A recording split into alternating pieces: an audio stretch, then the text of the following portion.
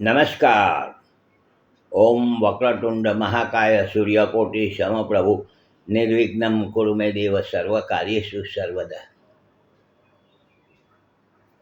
નડતા ગ્રહના શાંતિના સરળ ઉપાય એ વિષય ઉપર આપણે વાતો કરીએ છીએ. હવે આપણે ગુરુ મહારાજની થોડી વાત ચાલુ કરી છે. ગુરુ મહારાજ વિશે ગયા એપિસોડમાં થોડીક વાતો કરી કે ગુરુ મહારાજ ખૂબ શુભ ગ્રહ ગણાય છે. ગુરુ મહારાજ એક રાશિમાં લગભગ 12 મહિના જેવું ચાલે છે, કોઈ વખત 13 મહિના પણ હોય છે. એક વર્ષ ગણવાનું છે કે એક વર્ષ એક રાશિમાં એક વર્ષ ચાલે છે. ગુરુ મહારાજની પોતાની રાશિ ધન રાશિમાં સ્વગૃહી થાય છે. ધન રાશિમાં ગુરુ મહારાજ સ્વગૃહી થાય છે. તો મીન રાશિમાં ગુરુ મહારાજ સ્વગૃહી થાય છે. ધન અને મીન રાશિ એ ગુરુ મહારાજની રાશિ ગણાય છે. ગુરુ મહારાજ કર્ક રાશિમાં, કર્ક રાશિ એટલે ચંદ્રની રાશિમાં ગુરુ મહારાજ ઉચ્ચના ગણાય છે. અને મકર રાશિમાં, મકર રાશિ એટલે શનિની રાશિમાં ગુરુ મહારાજ નિર્બળ ગણાય છે. ગુરુ મહારાજની દૃષ્ટિમાં અમી છે. આપણે ગયા એપિસોડમાં કહ્યું કે ગુરુ મહારાજની દૃષ્ટિ જ્યાં પડે છે ત્યાં એનો શુભ થાય છે.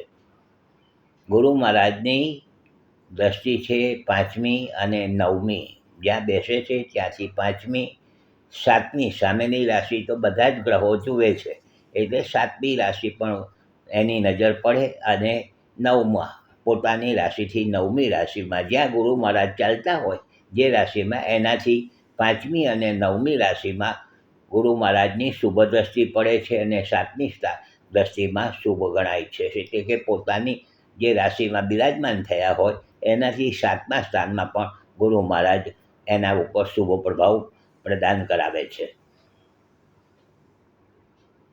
ગુરુ મહારાજ શુભ ગ્રહ છે એટલે અશુભ ફળ ના આપે એવું નથી.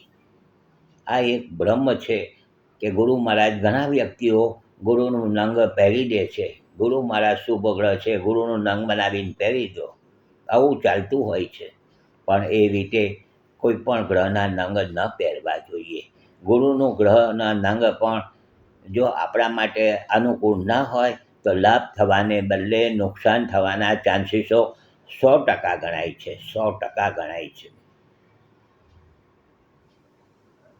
દાખલા તરીકે મકર લગ્નની કુંડલી છે.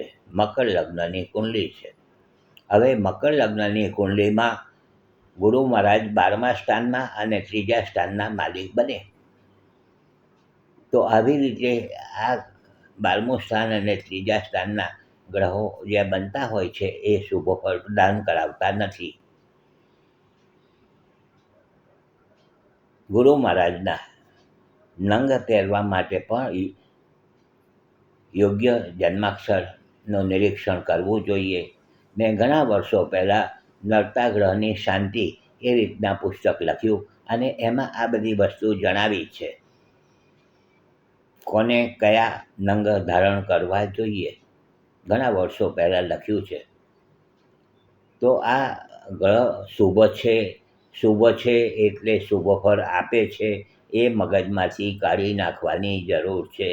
જન્માક્ષરમાં ગુરુ મહારાજ કેવી રીતે બિરાજમાન થયા છે, કયા સ્થાનના માલિક છે, આના ઉપરથી આપણને નિષ્કર્ષ મળે છે કે આપણા માટે ગુરુ મહારાજ કેવું ફળ પ્રદાન કરાવશે.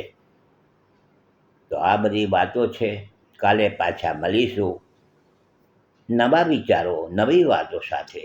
જોતા રહેજો, લાઈક કરજો, શેર કરજો. હસમુખલાલ ઝવેરીના સૌને નમસ્કાર. જય શ્રી કૃષ્ણ. ઓમ નમઃ શિવાય.